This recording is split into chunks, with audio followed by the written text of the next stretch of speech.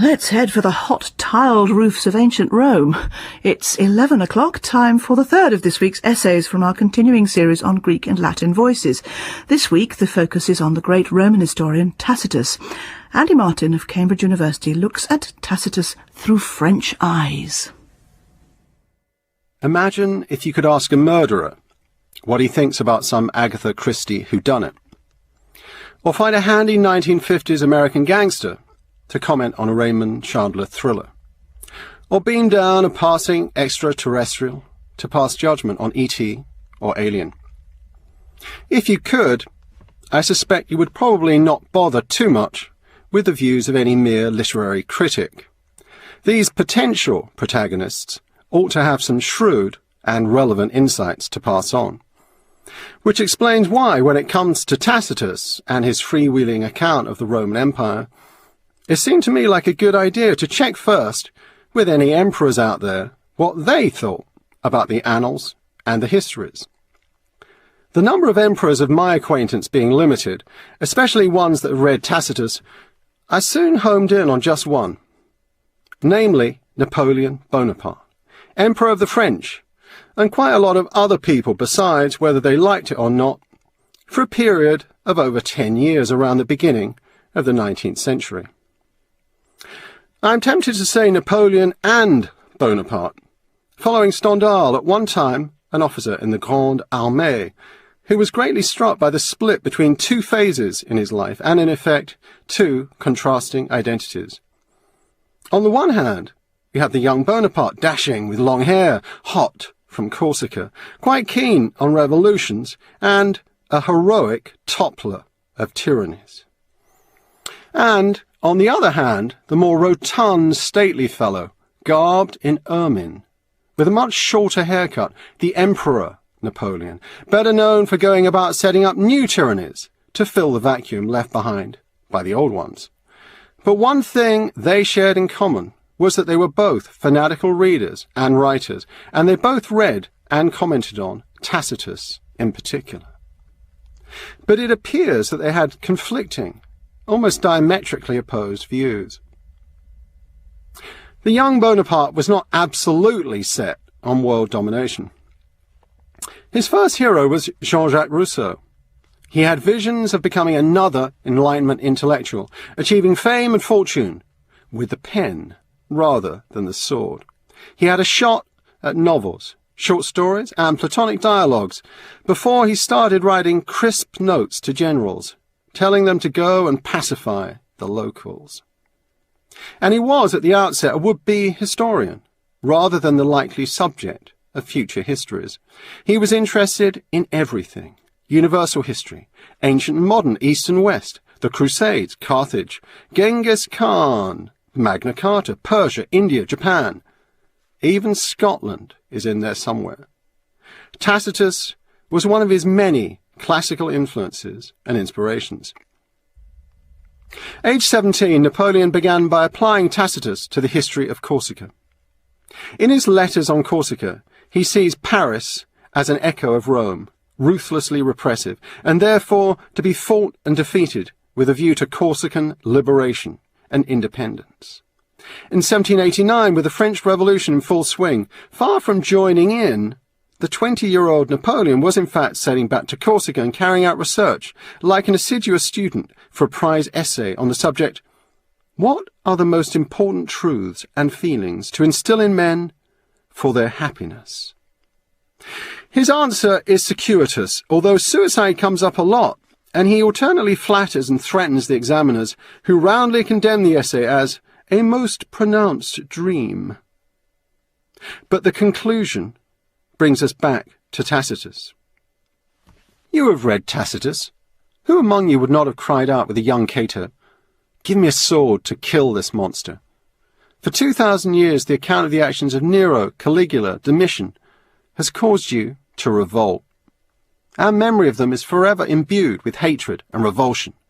The odious spectacle of crime prospering, of innocence in chains, breaks your heart. Dismay flows through your veins and soon ignites the desire for vengeance. You have read Tacitus. Napoleon presupposed, writing towards the end of the 18th century, that Tacitus was common currency among his readers. Everyone had read Tacitus.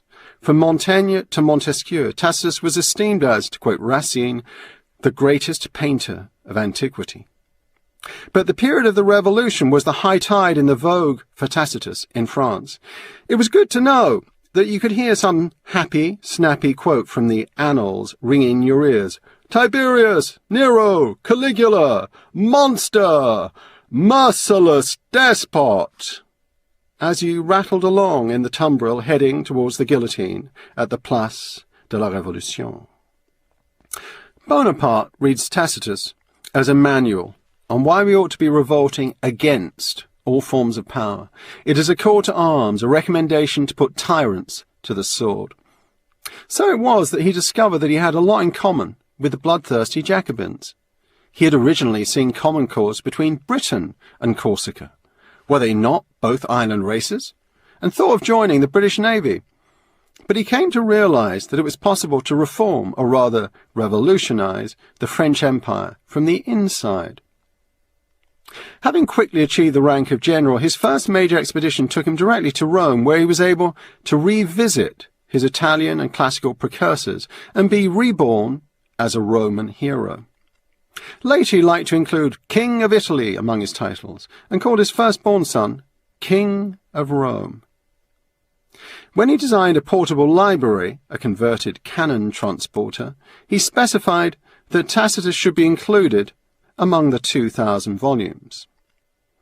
Bonaparte in this early period remained squarely pro-Tacitus. Tacitus was a handbook for revolutionaries and philosophers, a compendium of heroes and villains, but especially villains.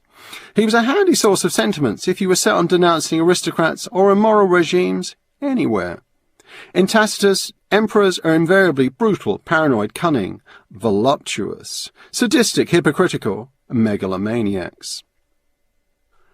The emperor often landed at points in the neighbourhood, visited the gardens by the Tiber, but went back again to the cliffs and to the solitude of the seashores, in shame at the vices and profligacies into which he had plunged so unrestrainedly that, in the fashion of a despot, he debauched the children of freeborn citizens.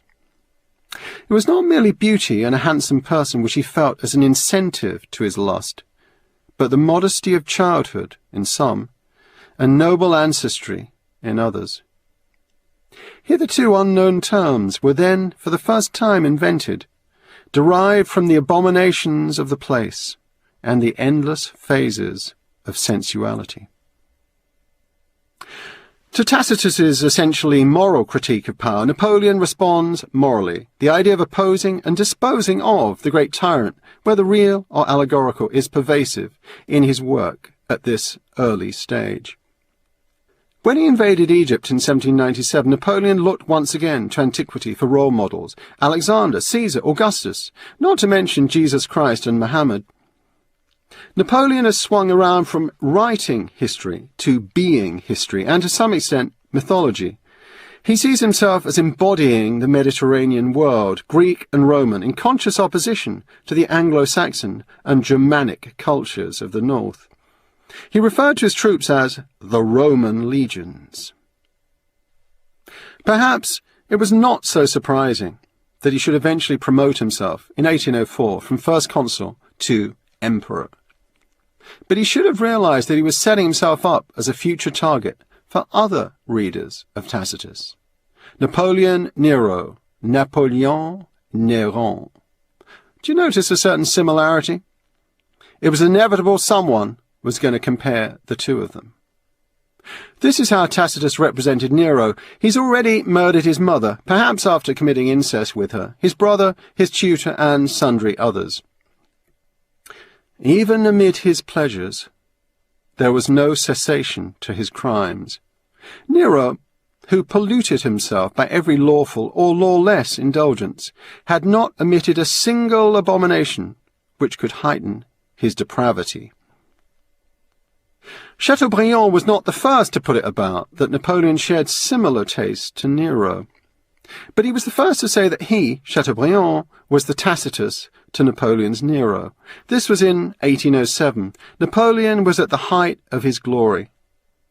Chateaubriand said, "When, in the silence of abjection, the only noises left are the clanking chains of the slaves, or the denunciations of the informant, when everyone trembles before the tyrant, and it is as dangerous to incur his favour as to deserve his displeasure, the historian will appear, charged with the task of avenging the multitudes. It is in vain that Nero prospers, for Tacitus has already been born in the empire." Rather grandiloquently, Chateaubriand added, "Maybe Napoleon had finished with kings, but he had not yet finished with me."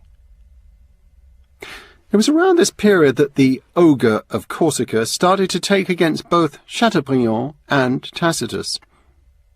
In 1808, at a peace conference in Germany, he had a conversation with the poet, novelist and philosopher Goethe. Napoleon was a fan of his Sorrows of Young Werther, and he wanted Goethe to write about all the things he was doing for the benefit of humanity. Without saying it flat out, Goethe didn't really want the job. Goethe: "Sire, the pen of some ancient writer would be necessary to undertake such a task." Napoleon: "Are you one of those who likes Tacitus?" Goethe: "Very much, sire." Napoleon: "Well, not me, but we will speak of that another time." And he does, obsessively. "I assure you that the historian you're all citing continuously, Tacitus, has taught me nothing. Do you know any greater, more unjust slanderer of humanity? He finds criminal motives in the simplest acts, and he makes all the emperors into the blackest villains, just to make us admire his genius for exposing them. He speaks interminably of denunciations, when he is himself the greatest denouncer of all." Some say that Napoleon went so far as to try to have Tacitus banned. I don't think this can be right. In 1814, after the reverses of Spain and Russia, he is preparing for exile to Elba.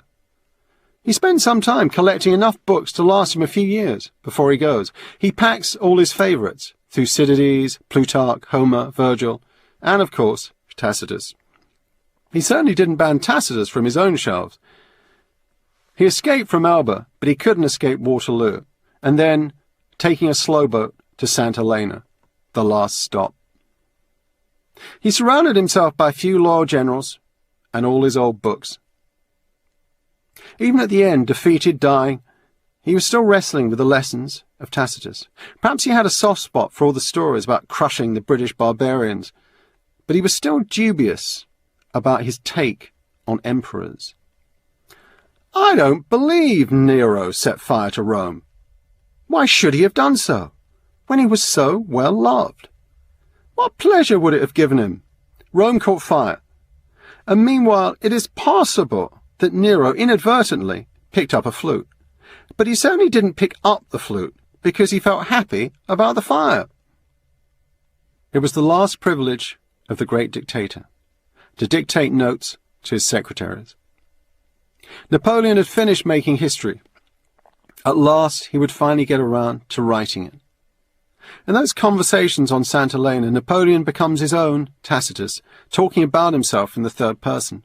Captured, humiliated, tormented, now a prisoner of the British Empire, Napoleon on his rock in the South Atlantic, dreaming of escape, grappling with the legacy of Tacitus, reminds us, finally, that no matter how atrocious the regime, how monstrous the tyranny, in the midst of disaster, it is always open to us to write about it later on and denounce it and overthrow it, at least intellectually, by virtue of the act of writing about it. The essay was presented by Andy Martin and produced in association with the Open University. For more information on the series, go to bbc.co.uk/Radio 3. Tomorrow at the same time, Rhiannon Ash explores Tacitus's military prose.